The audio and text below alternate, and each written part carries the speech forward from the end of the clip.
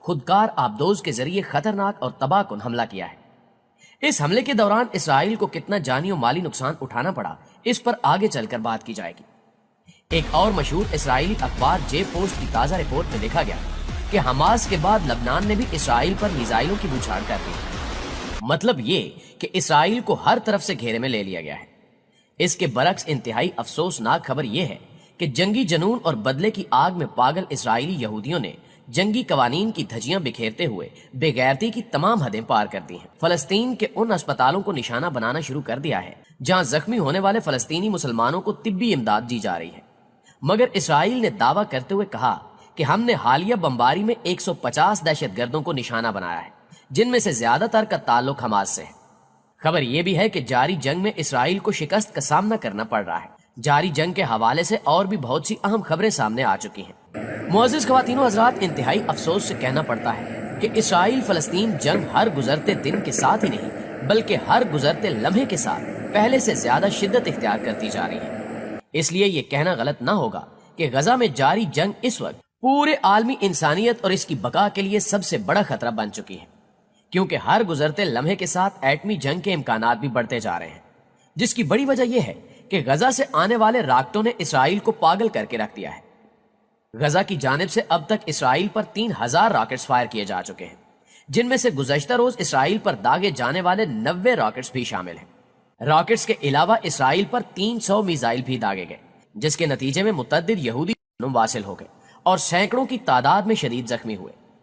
Rocket حملوں کے بعد اسرائیلی فوجی آفیسرز کی جانب سے بیان جاری کیا گیا، جس میں انہوں نے فضا میں مار گرائے جانے والے راکٹس کی تعداد بتائے بغیر کہا کہ ہمارے آئرن ڈوم نامی دفاعی نظام نے درجنوں راکٹس کو فضا میں ہی تباہ کر دیا ہے،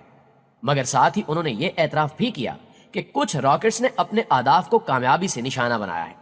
جس سے ترک خبر رساں ادارے کی رپورٹ سچ ثابت ہوئی، جس میں یہ لکھا گیا کہ اسرائیل کا خودکار جدید دفاعی نظام آئرن ڈوم فلسطین سے آنے والے راکٹوں کو روکنے میں ناکام ہو رہا ہے۔ اس رپورٹ میں یہ بھی لکھا گیا کہ اسرائیل کو اتنی بڑی تعداد میں راکٹ حملوں کو روکنے کے لیے بڑی رقم خرچ کرنا پڑ رہی ہے۔ یاد رہے کہ ایک راکٹ حملے کو روکنے کے لیے اسرائیلی دفاعی نظام آئرن ڈوم کا ایک ہی راکٹ استعمال ہوتا ہے، جس کی قیمت 1,00,000 امریکی ڈالر سے بھی زیادہ ہے۔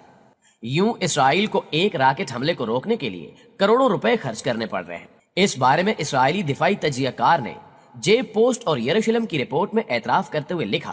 کہ اس بات میں کوئی شک نہیں کہ ظاہری طور پر اسرائیل کو متعدد کامیابیاں مل رہی ہیں،